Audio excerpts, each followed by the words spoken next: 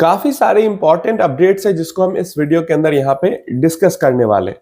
सबसे पहली अपडेट तो यही है कि आज है होली की छुट्टी। हालांकि होली हम मना नहीं रहे, आज होली कल मनेगा, 4 मार्च को होली मनेगा, लेकिन होली की छुट्टी स्टॉक एक्सचेंजेस ने आज 3 मार्च को ही कर दी है। आपके यहाँ पे होली 4 मार्च को मनाई जा रही है, 3 मार्च को मनाई जा रही है, नीचे कमेंट बॉक्स में जरूर बताना। तो हमारे यहाँ पे जो मार्केट्स हैं वो होली के रीजन के कारण बंद है, लेकिन कहीं और भी मार्केट्स बंद है। तो यूएई के अंदर मार्केट्स जो है रेगुलेटर ने बंद करके रखे हैं। जो मेन एक्सचेंजेस है वहां पे दुबई के और आबू धाबी के, वो बंद है इमीडिएट बेसिस पे। मतलब वो वीकेंड में जो छुट्टी हुई, सैटरडे संडे की जो छुट्टी हुई, उसके बाद मंडे को ओपन ही नहीं हुए, क्योंकि वहां पे लड़ाई चल रही है। और इस कारण से मंडे को भी बंद था, ट्यूसडे को भी बंद है।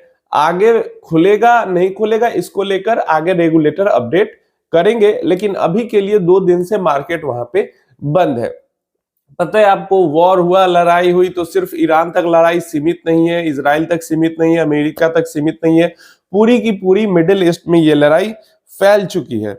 और इसके कारण अमेरिका ने नई एडवाइजरी जारी की है, जहां पे Bahrain, Egypt, Iran, Iraq, Israel, West Bank, Gaza, Jordan, Kuwait, Lebanon, Oman, Qatar, Saudi Arabia, Syria, UAE and Yemen, इन सब जगह से अपने सिटीजन को इमीडिएट बेसिस पे, मतलब अमेरिकन सिटीजन को इमीडिएट बेसिस पे जो रूट मिले जैसे मिले निकल जाने को कहा है, सिक्योरिटी रिस्क के कारण।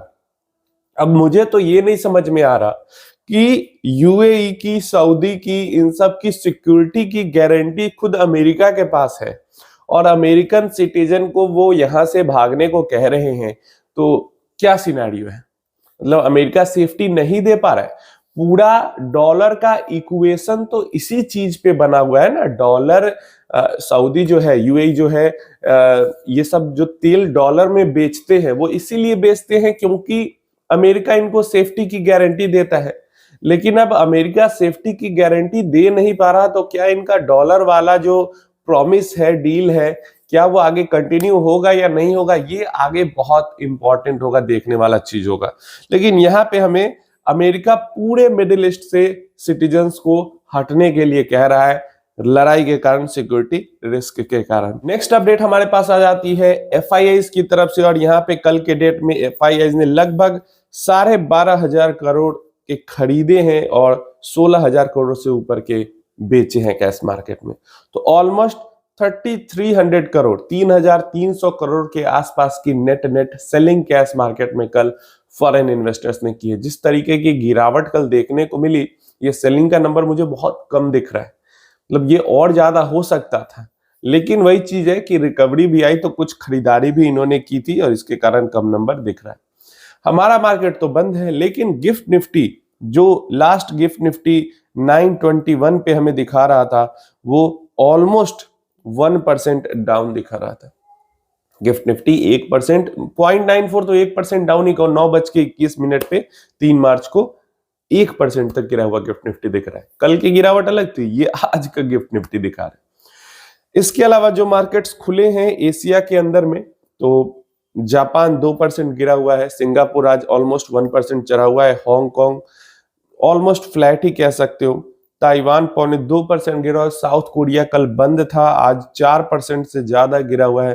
तो थाईलैंड है वो नहीं खुला है, अभी बंद है। Jakarta almost flat and China almost flat है। तो ये जो वॉर चल रही है लड़ाई की, इसका सबसे कम इफेक्ट अगर किसी मार्केट पे हमें स्टॉक मार्केट वाइज देखने को मिल रहा है तो वो चाइनीज स्टॉक मार्केट पे देखने को मिल रहा है। संघाई एक्सचेंज जो है वो कल के डेट में भी थोड़ा बहुत पॉजिटिव ही थे, ये ऑलमोस्ट फ्लैट कहो। आज के डेट में ही ऑलमोस्ट फ्लैट ही संघाई एक्सचेंज हमें देखने को मिल रही है। तो चाइनीज मार्केट के ऊपर उतना हैवी इफेक्ट हमें इस लड़ाई का नहीं देखने को मिल रहा है, जबकि दिखना चाहिए, क्योंकि चाइना ईरान से अलग अलग रूट से बहुत ज्यादा ऑयल इंपोर्ट करता था। और अगर ईरान के अंदर में रेजिमे चेंज होगा तो चाइना के क्रूड इंपोर्ट पे अफेक्ट आएगा, लेकिन फिर भी नहीं दिख रहा। जितनी वॉलिटिलिटी होनी चाहिए, जो रिएक्शन आना चाहिए, वो रिएक्शन नहीं आ रहा है। चलिए आगे बढ़ते हैं। अगर क्रूड ऑयल ऑलमोस्ट $80 टच कर चुका है 2 दिनों के अंदर में ही। कल के डेट में भी 7-8% जंप था, आज के डेट में भी 2% से ऊपर हमें जंप होते हुए दिख रहा है और 79.36 लेटेस्ट ट्रेडिंग प्राइस था 9:21 के आसपास। तो ऑलमोस्ट 80 क्रॉस कर ही जाएगा। इसके अलावा गोल्ड भी 53-5400 के पास ही हमें दिख रहा है।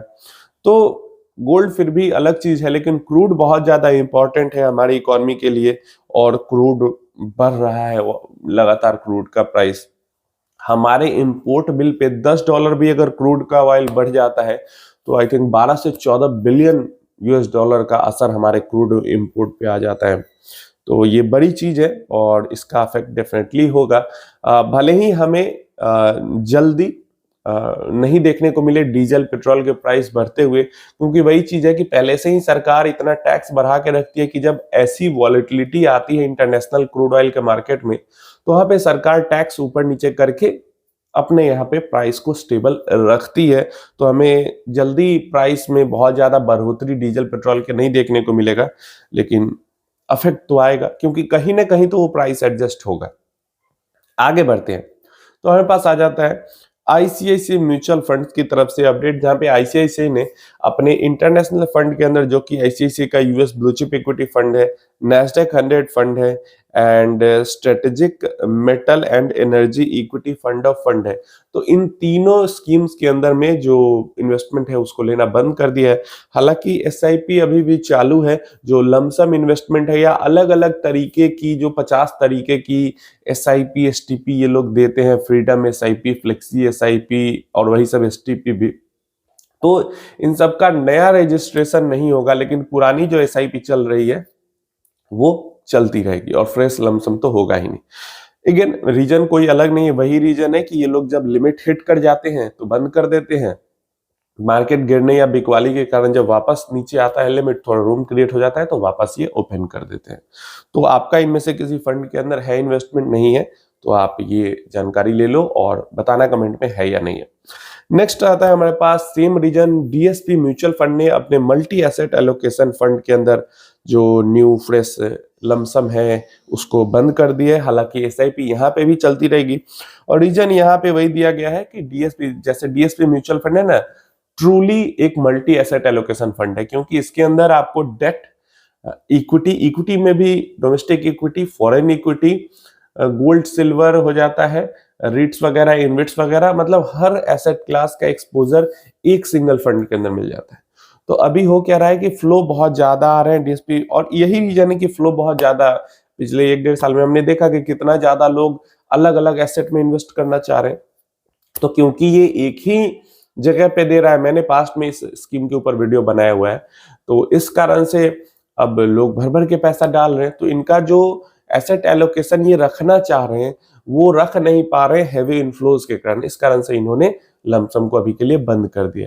अच्छा, आप लोग अगर इन्वेस्ट करना चाहते हो इसके अंदर तो ऐसा ही एक और फंड है जो कि ऑलमोस्ट सेम आपको हर एसेट क्लास में दे देता है मल्टी एसेट एलोकेशन फंड में, वह है इन्वेस्को का मल्टी एसेट एलोकेशन फंड।